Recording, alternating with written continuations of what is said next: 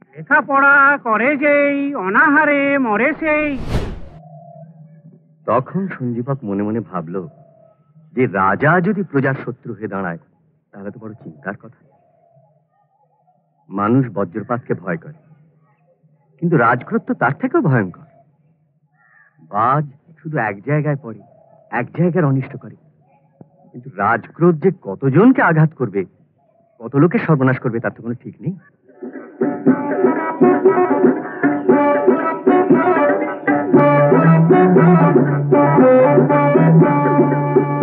এইসব চিন্তা করে সঞ্জীবক স্থির করল যে প্রজাকে যদি মরতেই হয় তাহলে অনিষ্টকারী রাজার আদেশ মান্য করে মরার চেয়ে বরং তার বিরুদ্ধে।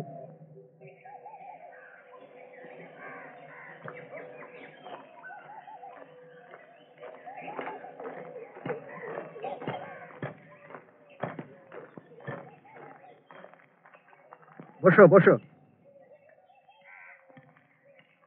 আজ কি পাঠ হচ্ছে? হ্যাঁ, কি পাঠ? পণ্ডিত মশাই, হিতোপদেশ। হিতোপদেশ? কার উপদেশ? হিতাহিতের বিচার করে কে? কে দেয় উপদেশ? নাম জানো না তো? যার নাম নাই তার কথার দাম নাই। হিতাহিতের বিচার করে কে?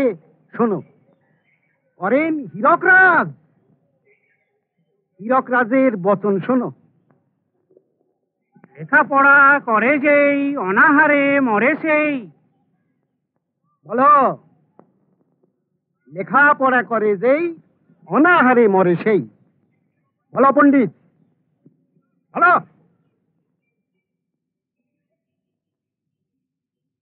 বলো, বলো, বলো। লেখাপড়া করে যেই অনাহারে মরে সেই। বলো তোমরা। লেখাপড়া করে যেই অনাহারে মরে সেই।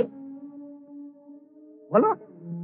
জানার কোনো শেষ নাই, জানার চেষ্টা বৃথা তাই। জানার কোনো শেষ নাই, জানার চেষ্টা বৃথা তাই। বলো। জানার কোনো শেষ নাই, জানার চেষ্টা বৃথা তাই। বিদ্যা লাভে লোকসান নাই, অর্থ নাই মান। বিদ্যা লাভে লোকসান নাই, অর্থ নাই মান। বিদ্যা লাভে লোকসান নাই, অর্থ নাই মান। হীরক রাজা বুদ্ধিমান, করো সবে তার জয়গান। হীরক রাজা বুদ্ধিমান, করো সবে তার জয়গান। হীরক রাজা বুদ্ধিমান, করো সবে তার জয়গান। যাও, আজ থেকে ছুটি। আর পাঠশালা নাই।